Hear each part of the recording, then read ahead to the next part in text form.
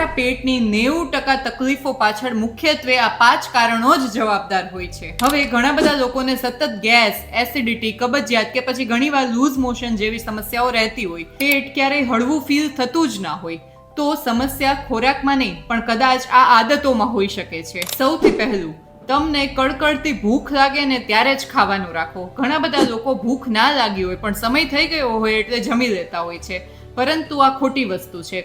જ્યારે તમને કડકડતી ભૂખ લાગી હોય અને તમે એ ખાઓ ત્યારે એનું પાચન પણ વ્યવસ્થિત થાય છે અને પોષક તત્વો પણ સારી રીતે શોષાય છે. બીજું, પેટને ખૂબ વધારે પડતું ભરી લેવું.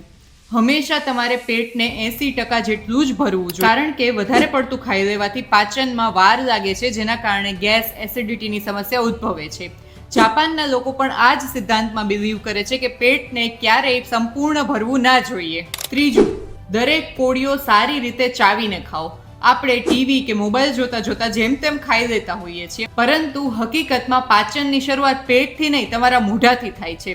એટલે તમે જેટલો ખોરાકને ચાવીને ખાશો એટલા લાળમાં રહેલા એન્ઝાઇમ છે એ પાચનને વધારે સરળ બનાવશે. ચોથું, જમ્યા પછી તરત જ સૂવાની કે લાંબા પડવાની આદત હોય ને તો એ મૂકી દો, કારણ કે આવું કરવાથી એસિડ ઉપર આવી શકે અને એસિડ રિફ્લક્સ થઈ શકે. તો તમારે મિનિમમ 2-3 કલાકનો ગેપ તો રાખવો જ જોઈએ જમવા અને સૂવાની વચ્ચે. અને પાંચમું ને છેલ્લું, દરેક ભોજન પછી 10 થી 15 મિનિટ ચાલવાનું તો રાખો જ. આવું કરવાથી પાચન તંત્ર વધારે સક્રિય બને છે, કાર્બ્સનું એબ્ઝોર્પ્શન ધીમું થાય છે અને બ્લડ શુગર પણ કંટ્રોલમાં રહે છે. તો એક વાત કાયમ યાદ રાખજો, સારા સ્વાસ્થ્યની શરૂઆત સારા પેટથી અને પાચનથી જ થાય છે. એક વાત ખાસ યાદ રાખજો, જે આપણા વડીલો પણ કહેતા હતા કે દરેક રોગનું મૂળ પેટમાં રહેલું છે.